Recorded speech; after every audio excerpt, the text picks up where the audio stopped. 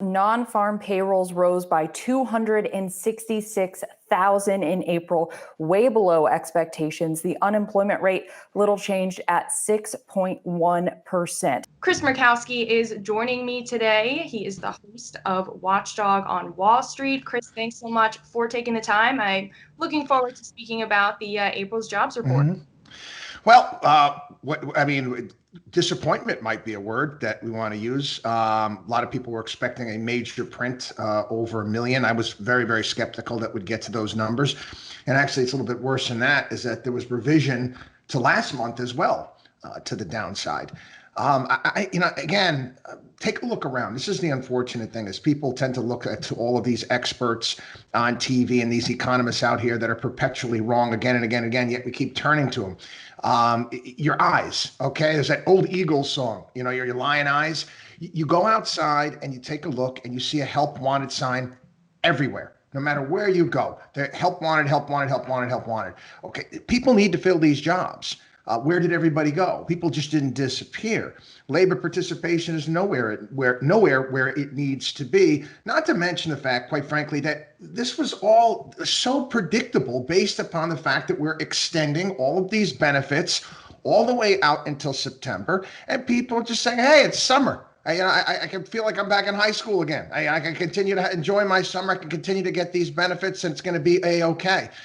We did to ourselves. You bring up such a good point about, this extension of benefits through September. And I keep seeing these articles, these headlines, reports on TV that it's just there's a worker shortage. And, based on these numbers, obviously, like you said, much, much less than what was estimated, 266,000 jobs added in April. I mean, if you even look back to March, there were, more than 900,000 jobs added back in March. So what now? I mean, if you have this extension of unemployment benefits by the government, how do we encourage people to get back to work?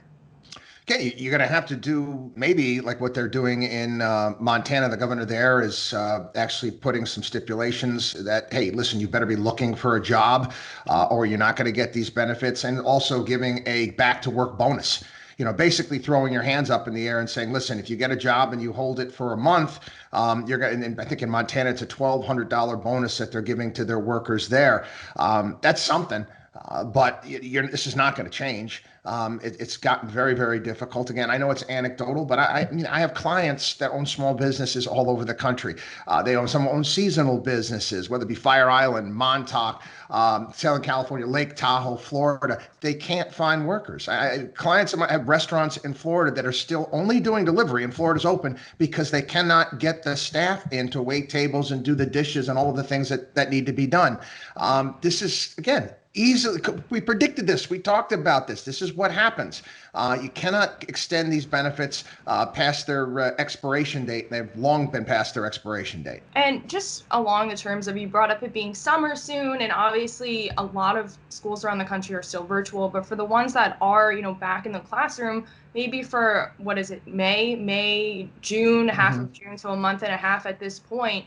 I mean, for people looking to go back into the workforce, do you think there's a little bit of, well, what's the point at this, at this rate? Because our kids are going to be home, so we got to take care of them. Oh yeah, their kids. I understand a lot of parents, have utilize schooling as a form of daycare. I get that, but the kids are always going to come home in the summer.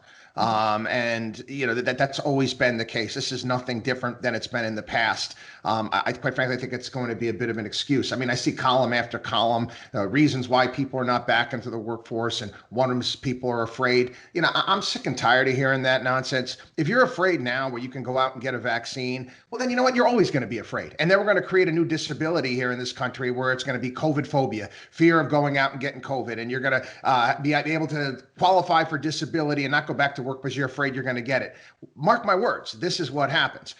We need to understand something. I don't want to sound harsh here, but welfare and helping people out is fine. We should have social safety nets. But when it becomes a drug, an addiction, it's problematic. And that's what it's becoming for a lot of people, whether you like it or not. These unemployment benefits being extended to September, I mean, what's the incentive if someone's going to make more money just sitting on their couch and, then going out and actually working? And I personally thought, based on, the fact that the vaccine rollout was underway and more people were getting vaccinated. We keep hearing about, the millions of people who are now fully vaccinated, that would help the jobs report. But obviously, as we saw, that wasn't the case. Well, not only that, I mean, this was kind of stealth. This was outside of Congress. They're also going to raise the amount you can get for food stamps by 20%.